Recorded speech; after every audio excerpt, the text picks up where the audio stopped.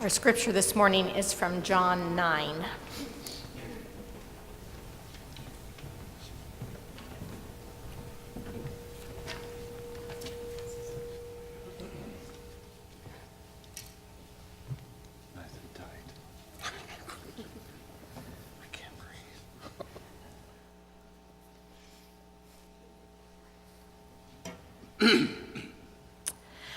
As Jesus was walking along, he saw a man blind from his birth, and the disciples questioned him. Teacher, whose sin caused this man to be born blind? Was it his sin or his parents' sin? His blindness had nothing to do with his sins or his parents' sin. He is blind so that God's power might be seen at work in him. While daylight lasts, we must do the work of the one who sent me. Night is coming when no one can work. While I am in the world, I am the light of the world. Then Jesus spat on the ground and made some mud. He rubbed the mud on the man's eyes and said, Go and wash your face in the pool at Siloam. So the man went and washed his face. When he returned, he could see.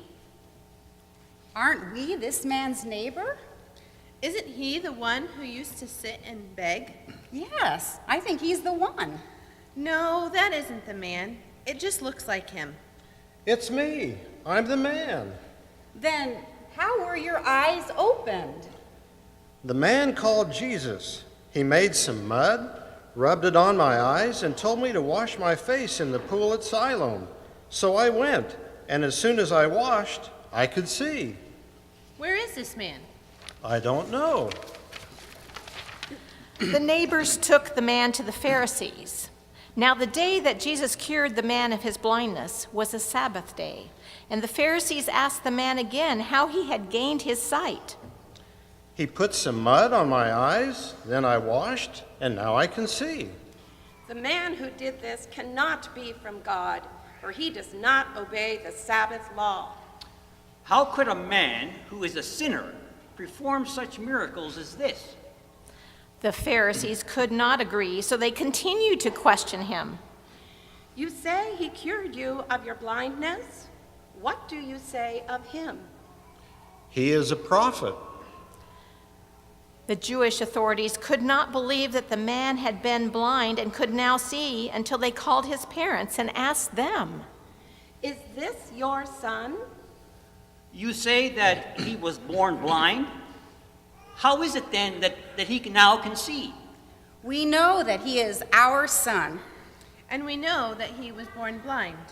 but we do not know how it is that he is now able to see. Nor do we know who cured him of his blindness. Ask him. He's old enough. Let him speak for himself. His parents said this because they were afraid of the Jewish leaders who had already agreed that anyone believing Jesus was the Messiah should be banned from the synagogue. A second time, they called back the man who had been born blind. Promise before God that you will tell the truth. We know that the man who cured you is a sinner. I do not know if he is a sinner or not. But one thing I do know, once I was blind, and now I can see. What did he do to you? How did he cure you of your blindness? I have already told you, and you would not listen. Why do you want to hear it again? Do you want to be his disciples too? Listen, you sinner, you are the fellow's disciple. We are disciples of Moses.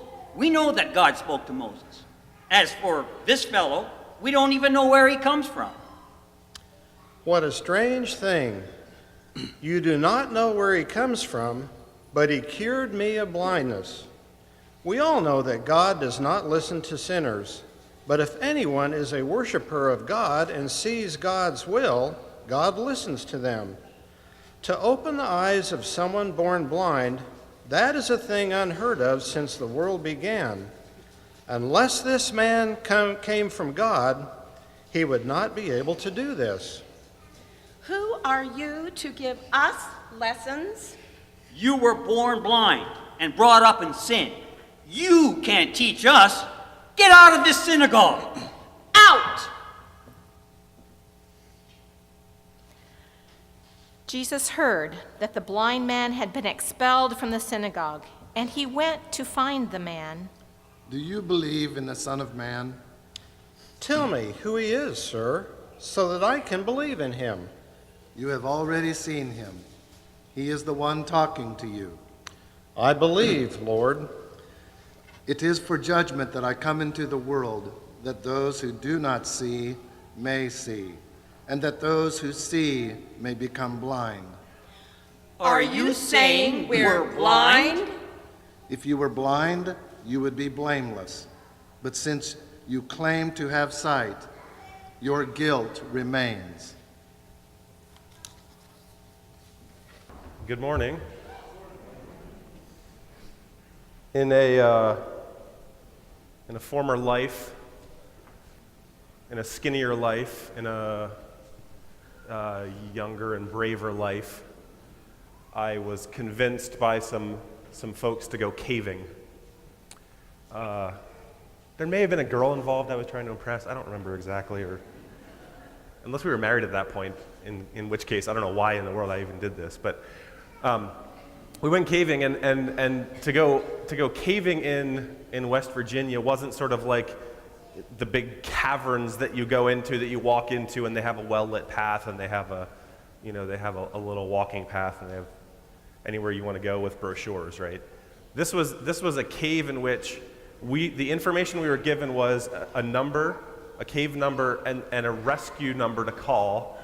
That we tell people at home, if you don't hear from us in 2 hours, call this rescue number. This is all true. Call this rescue number in West Virginia, tell them the cave number, and they'll come and get you, right? That's how we did it. So we got helmets, we got our headlamps, we drove out along the highway and found this place to pull off, and were given sort of word of mouth, and we were given a hand-drawn piece of paper that was the internal map of the cave. That's how we knew how to get around. So we walk up to someone's leading us around that has done this before, I guess, and we walk around down in this little culvert, and we're down in there trying to figure out where to go, and Aaron says, well, it's right in there. And I see this hole that's about this big, right? I go, seriously? Yeah, it's right in there. So all 3 or 4 of us, however many are there, one by one, get on our bellies and scoot our way and crawl into this cave that ends up being just a few little tunnels that is not enough for me to stand up in, clearly, that I had to crawl through, and there were parts where, there was like this drop off, and the walls were about this far apart, so I kind of did one of these like scooting along the wall things, hovering above the little creek that was down below. And we get around to this part where there's a little bit of a room, more of a traditional cave idea of this little room, and we say, oh, okay, this would be a great time to turn off the lights and just see, how dark it really is. So we're sitting there, we all turn off our headlamps, and for the first second or two, it's like, oh, this is really cool, and so we all do the maniacal laugh, like, mwah, ha, ha, ha, just so we can hear it echo and not see anything. And it was shocking to me how quickly I needed that light back on. I thought this would be really cool. It was like maybe 3 seconds after we were done doing our maniacal evil laughs that I had to have that light back on. I was recognizing in that moment, if the batteries went out on our headlamps, we would be completely sunk. There would be, almost no way of us getting out. And we'd have to wait for, my mom or whoever had the phone number back in town to call for rescue. The lights came back on. We worked our way out. My heart was racing a little bit, but I got sort of this sense of utter need and reliance on others, those others that made sure that our headlamps and our helmets were in good condition, that went in the cave before us and actually sketched out the map so that we knew where we were going. And I got a little bit of a sense of what blindness is really like. Not that I would ever claim to really know what that's like. But for our story this morning, Jesus opens the eyes of a man who was blind, and he declares, "I am the light of the world." A man who's blind from birth, who's spent his entire life fully aware of his blindness, of his need for other people, of his reliance for other people. This man is made new. He's given sight. And as a result, the religious Isaiah leaders are 61 to baffled, 6. and they can't figure out what's I'm going reading from the on, New- and they start to stumble around in the dark. They can't really see this sign that's in front of them. Now, Jesus sums up the whole point of the story right near the end when he says, "I have come so that those who cannot see may see, and those who see may become blind." It sounds a little harsh, but here's what I think Jesus is saying. Those who are blind know they need help. They know they need something. They know they need Jesus. They're fully aware they can't see, and so they're ready. They're waiting for Jesus' healing and Jesus' renewal. Those who can see or claim that they can see, they think they have it all figured out, and really they are unable or perhaps unwilling to recognize or admit that they do need Jesus as well. See, the Pharisees, the leaders, even the disciples, they're concerned about sin. They want to know who sinned. They want to peg the right people as sinners. They want to get it all right and make sure that those who sinned will pay, and they know that they're sinners. Who sinned and caused him to be blind? How could a sinner do this miracle? We know this man is a sinner. How dare you lecture us? You were born in sin from head to toe.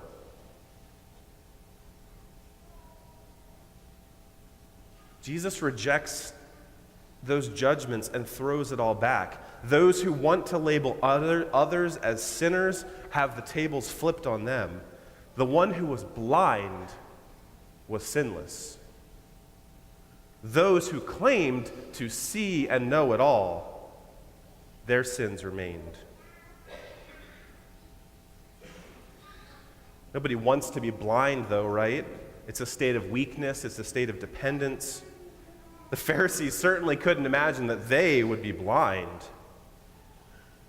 But this is the nature of the upside-down kingdom that Jesus proclaims.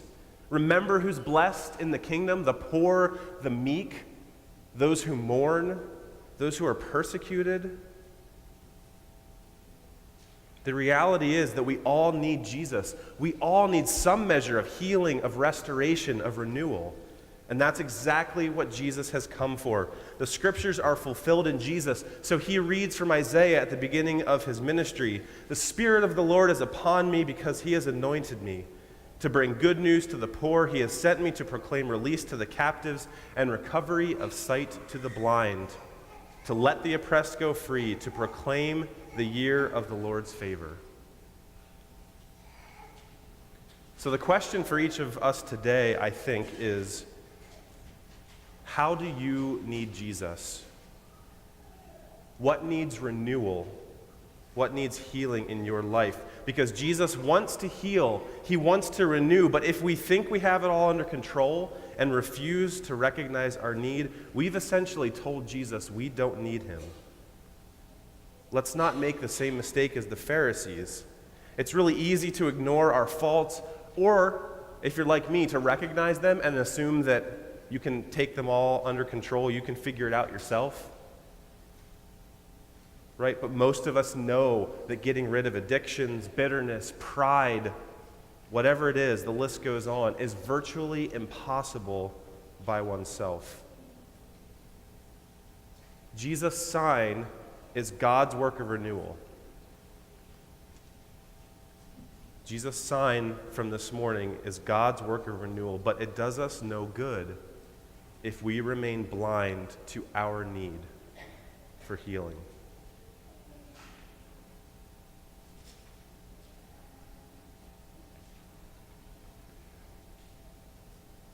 In our series, we've been talking about this idea of in relation especially to our vision and mission statement of looking for Jesus signs around us, looking for Jesus signs in the scriptures, and also that turn in which in following Jesus we become signs of God's work in the world.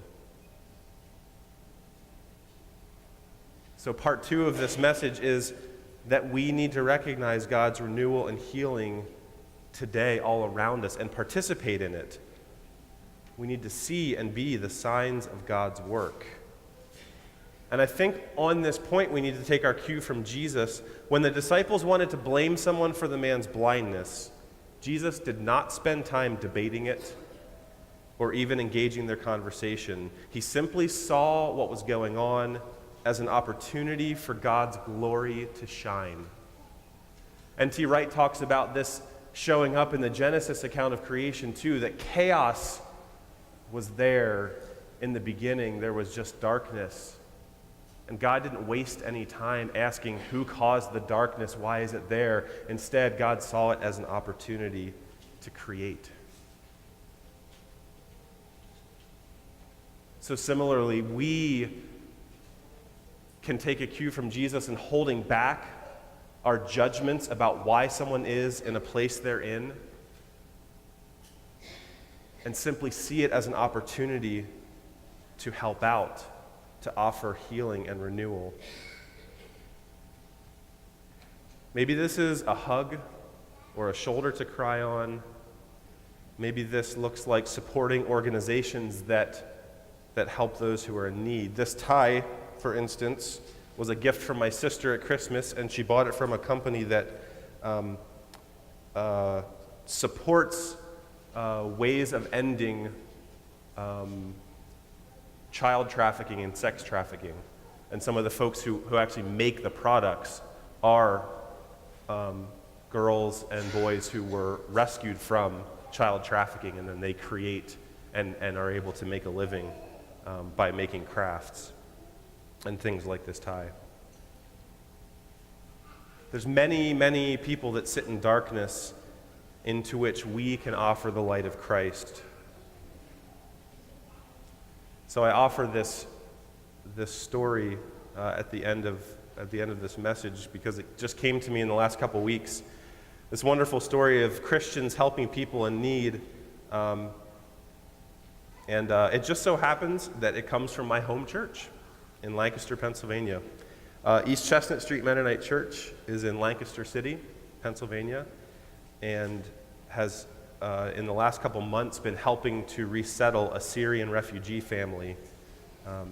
And so their story was in the Washington Post. So I'm just going to read a few excerpts from this story from the Washington Post and hope that I can make it through. But you'll help me out, right? When the Church World Service first asked the East Chestnut Street Mennonite Church last year if its congregants would want to sponsor a refugee family, close to 24 signed up. Once the word came that a Syrian refugee family was on their way, someone made flyers with photos of the Al-Hamasna family and distributed them at church so people could see their faces and begin praying for them weeks before they arrived in early January. Maher Al-Mahasna, his wife Rhonda, and their 4 young children, ages 12, 10, 7, and 3, lived in Jordan as urban refugees for 3.5 years before they escaped the war, after they had escaped the war in Syria, days after their youngest daughter was born. They had hidden in underground shelters during bombings, and then even when the skies were clear, the children became too afraid to venture outside. Their new home sits on a drab, treeless, alley-sized street less than a mile from the historic city square here, just beyond the downtown galleries, cafes, boutiques, and America's oldest farmers market. But what the city block lacks in aesthetics, it makes up for in what it represents for Maher Al-Mahasna: permission to dream again. A towering man in an Adidas tracksuit with a Tom Selleck mustache, Al-Mahasna said he can now imagine a future for his children. He wraps his massive arm around Salam, his 7-year-old daughter, and hugs her close as she recites the ABCs for the group gathered in the living room. He smiles proudly when everyone applauds. On Monday evening, 11 members of the welcome team gathered in their church to learn Arabic. It wasn't a requirement, just something after weeks of communicating by hand gestures and smiles that they wanted to do. The team hired Rhonda to cook them a meal, hoping to give the family a little income while Maher looks for a steady job. They began by learning words for expensive, cheap, near, far, man, woman, big, small, healthy, sick. They practiced some basic greetings and the word for delicious so they could properly compliment Rhonda's cooking. Elias George, a local Palestinian man, translates for Maher. They were occupied by all misery and miserable things around them, and now they feel safe. His dream was shattered. Now he comes here, and he has a dream that anything is possible. They were in the darkness. Now they live in the light. They were in the darkness. Now they live in the light. Jesus is the light of the world. Jesus is the light of the world. He recovers sight for all who are blind, but he also intends that those who think they see may be made blind, meaning they will recognize their need for him. May we recognize our need for Jesus and receive his light, turning our blindness into sight. And may we be agents of healing, bringing light to those who sit in darkness. The light shines in the darkness, and the darkness will not overcome it. Amen.